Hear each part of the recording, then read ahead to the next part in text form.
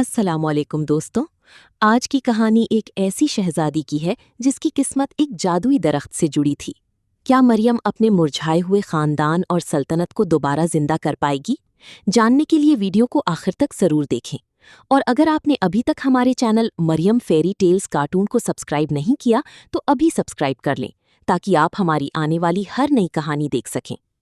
एक बहुत पुरानी बात है।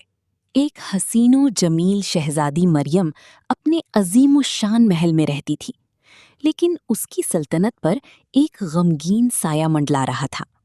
महल के बाग में मौजूद वो जादुई दरख्त जो कभी सोने के सेब देता था, अब बिल्कुल सूख चुका था। शाह नदीम और मलिका तहमीना सख्त परेशान थे। एक रात जब मरियम खामोशी से खिड़की के पास बैठी बारिश को देख रही थी, एक पुरस्रार काला कौवा उसके पास आया। उस कौवे की आंखें जामुनी रंग की तरह चमक रही थीं।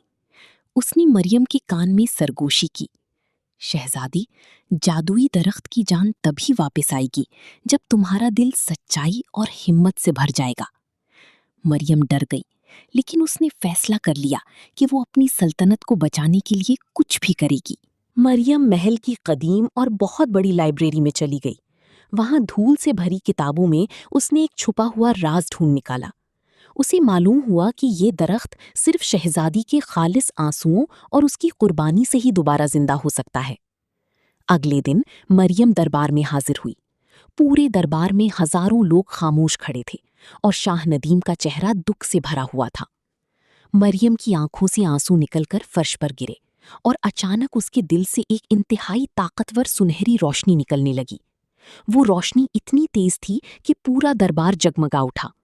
मरियम की हिम्मत ने वो जादू जगा दिया था जो सदियों से सोया हुआ था। वो सुनहरी रोशनी दरबार से निकलकर सीधा सूखे हुए जादुई दरख्त तक पहुंची। देखते ही देखते वो मुरझाया हुआ दरख्त सुनहरी रंग में बदल गया और उस पर खूबसूरत फूल खिलने लगे। पूरा महल, जो पहले धुंध और गम में डूबा था, अब खुशियों से भर गया।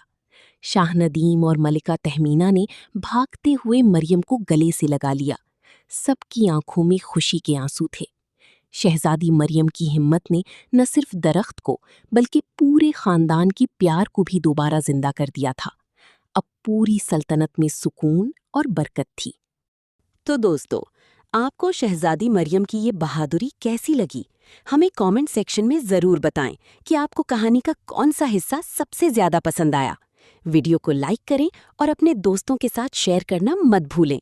मिलते हैं एक और नई कहानी के साथ। तब तक के लिए अल्लाह हाफिज।